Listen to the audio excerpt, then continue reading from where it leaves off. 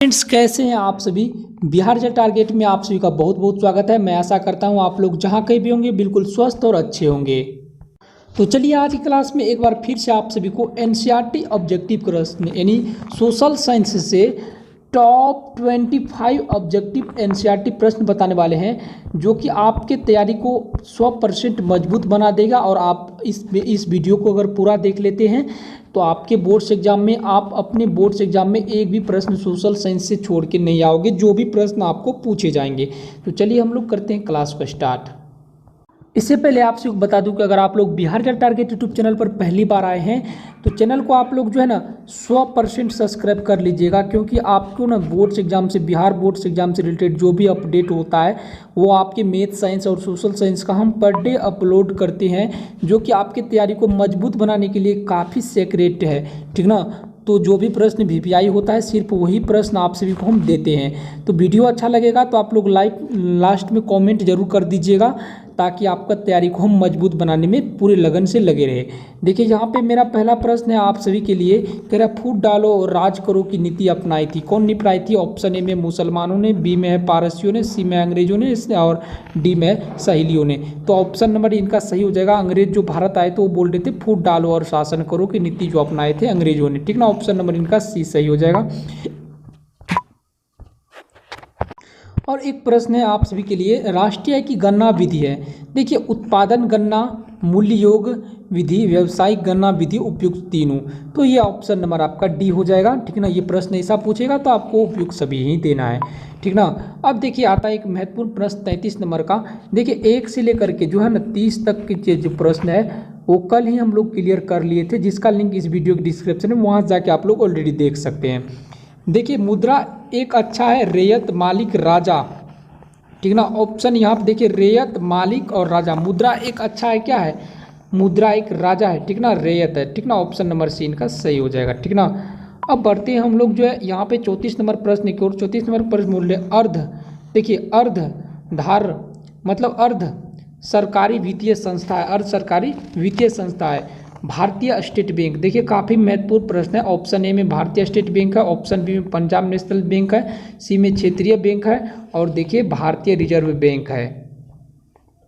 तो आप लोग के लिए यहाँ जो ऑप्शन होगा अर्ध सरकारी वित्तीय संस्था है, तो ये ऑप्शन नंबर सी हो जाएगा आपका क्षेत्रीय ग्रामीण बैंक, ठीक ना। तो ऑप्शन नंबर सी अगर पूछ दिया जाएगा आपको अर्ध सरकारी वित्तीय संस्था है तो ये आपको याद रखना क्षेत्रीय ग्रामीण बैंक, ठीक ना। इसी तरह आता है आपका 35 नंबर का प्रश्न। 35 नंबर के प्रश्न बिल्कुल महत्वपूर्ण है। राज्य स्तरीय संस्थागत वित्तीय संस्था है, महाजन, सहकारी और आपका व्यापारी होगा, सेठ साहूकार होगा। तो ऑप्शन नंबर बी राइट हो जाएगा, यानी सहकारी बैंक है, राज्य स्तरीय संस्था वित्तीय संस्था है, ठीक ना। तो ये सहकारी बैंक है, ऑप्शन नंबर बी राइट हो जाएगा। ऐसा प्रश्न पूछेगा तो ये ऑप्शन याद रखना है। देखिए अब आता है महत्वपूर्ण प्रश्न 36 नंबर का। नरेगा पूरी तरह सफल नहीं हो पा रही है, कारण है बिचौलिए, ईमानदारी, ठीक ना। अब देखिए ऑप्शन ए में बिचौलिए, बी में है ईमानदारी और देख लेते हैं सी में है राज्य सरकार और डी में है केंद्र सरकार। तो कौन सा ऑप्शन सही होगा? इसका प्रमुख कारण है बिचौलिए, ठीक ना। बिचौलिए, बिचौलिए आप लोग नहीं जानते होंगे तो बिचौलिए आप सभी को नेक्स्ट वीडियो में बताएंगे, ठीक ना। अब देखिए आपका आता है महत्वपूर्ण प्रश्न WHTO, ठीक ना। WTO का विस्तारित रूप है, WTO का विस्तारित रूप है, ठीक ना। देखिए ओमेन ट्रेड ऑर्गेनाइजेशन ऑफ, देखिए वीक ट्रेड ऑर्गेनाइजेशन और world tower organization, world trade organization, ठीक ना। तो ये आपका हो जाएगा, इसका राइट आंसर हो जाएगा आप सबको वर्ल्ड ट्रेड ऑर्गेनाइजेशन। आपको याद रखना वर्ल्ड ट्रेड ऑर्गेनाइजेशन WTO का फुल फॉर्म होता है, ठीक ना। अब आता है एक महत्वपूर्ण प्रश्न। महत्वपूर्ण प्रश्न ये है आप सभी के सामने कि उपभोक्ता को जानकारी लेना चाहिए किसी वस्तु के क्या है, ठीक ना, किसी वस्तु के गुण का, मात्रा का, निर्माण का, सामग्री, उपयुक्त तीनों। देखिए गुण का भी निर्माण आवश्यक जानकारी लेना चाहिए कि इसकी गुण क्या है और मात्रा कितना है ये भी लेना चाहिए और निर्माण की सामग्री भी आपको याद रखना चाहिए। ऑप्शन नंबर डी इनका राइट हो जाएगा, ठीक ना। अब आता है आपका जो है ये 39 नंबर का प्रश्न है, भूकंप रोधी इमारत का नक्शा कैसा होना चाहिए? देखिए साधारण तथा वर्गाकार, साधारण तथा वृत्ताकार, साधारण तथा आयताकार, ठीक ना। तो ये आयताकार होना चाहिए, आयत, वर्गाकार नहीं होना चाहिए और नहीं वृत्ताकार होना चाहिए। ये आपका जो है आयताकार होना चाहिए। ऑप्शन नंबर आपका हो जाएगा ये सी सही हो जाएगा। ठीक, इसी तरह आता है आपका महत्वपूर्ण प्रश्न। देखिए आप लोग वीडियो को शेयर भी कीजिए ताकि आपको आने वाले समय में इससे बेहतर लाभ हो सके। ठीक ना, आने वाले समय में आपका बेहतर इनसे लाभ होगा। ठीक ना, इसीलिए आप लोग जो है वीडियो को ज़्यादा से ज़्यादा शेयर भी कीजिए। देखिए अब आता है महत्वपूर्ण प्रश्न।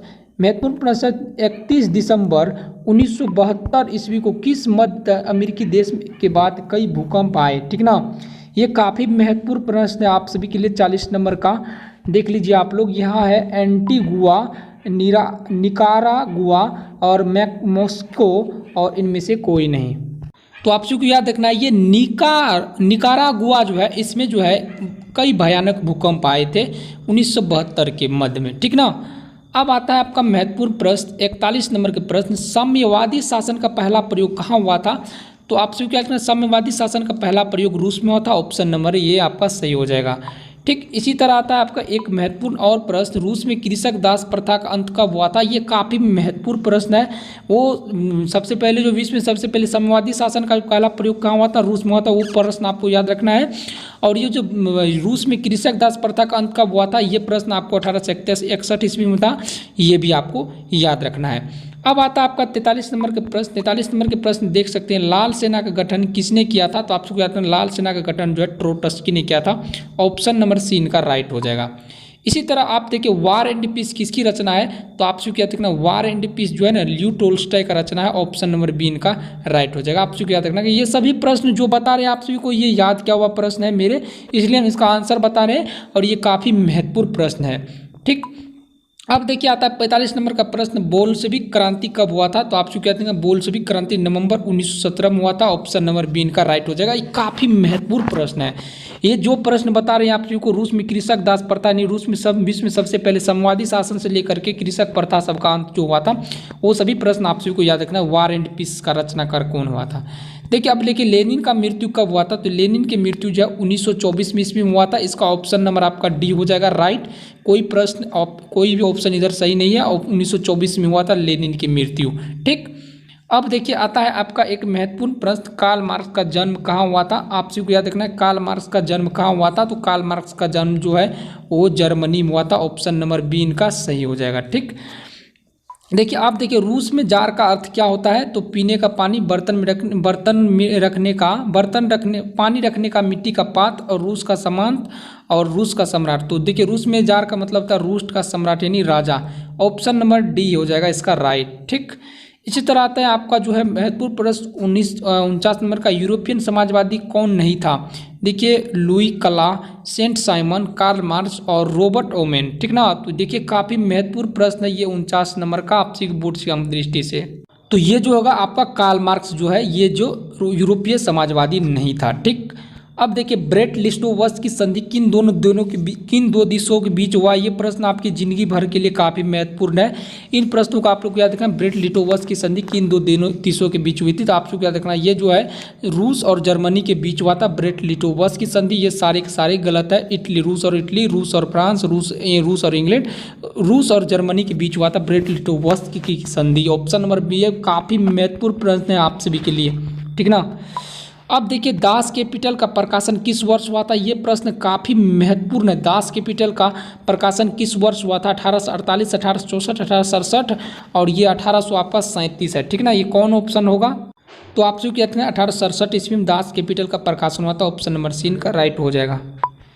ठीक, अब देखिए महत्वपूर्ण प्रश्न नई आर्थिक नीति कब लागू हुआ था। ठीक ना, नई आर्थिक नीति जो है 1921 में लागू हुआ था। ऑप्शन नंबर ए इसका राइट हो जाएगा। ये काफ़ी महत्वपूर्ण प्रश्न है आपसे बोर्ड से हम दृष्टि से। अब देखिए आता है 53 नंबर प्रश्न। रूसी क्रांति के समय वहाँ का शासक कौन था। रूसी क्रांति के समय वहाँ का शासक कौन था। तो आप क्या देखना है ये जार निकोलस द्वितीय था। ऑप्शन नंबर सी इनका राइट हो जाएगा। ठीक, इसी तरह आता है वैज्ञानिक समाजवाद का अवधारणा का प्रतिपादन किसने किया था। वैज्ञानिक समाजवाद के, तो ये आपसे क्या था जो वैज्ञानिक समाजवाद जो है इसका कार्ल मार्क्स ने किया था। ऑप्शन नंबर बी इनका सही हो जाएगा प्रतिपादन। अब ये 55 नंबर का प्रश्न है। लास्ट प्रश्न आपसे को ये बता रहे हैं। लास्ट प्रश्न है बोल्शेविक क्रांति का नेतृत्व किसने किया था। बोल्शेविक क्रांति का नेतृत्व आप सभी को याद रखना है बोल्शेविक क्रांति का नेतृत्व लेनिन ने किया था। तो आप सभी को ये वीडियो कैसा लगा, वीडियो को लास्ट में आप लोग ने जरूर इस तरह, अभी जो है आप वीडियो लास्ट हो गया यहाँ पे आप लोग जरूर बता दीजिए, और साथ ही चैनल को सब्सक्राइब कर लीजिए। टेलीग्राम का लिंक डिस्क्रिप्शन है, वहाँ से भी ज्वाइन कर लीजिए। थैंक्स, मिलते हैं आप सभी को नेक्स्ट वीडियो में।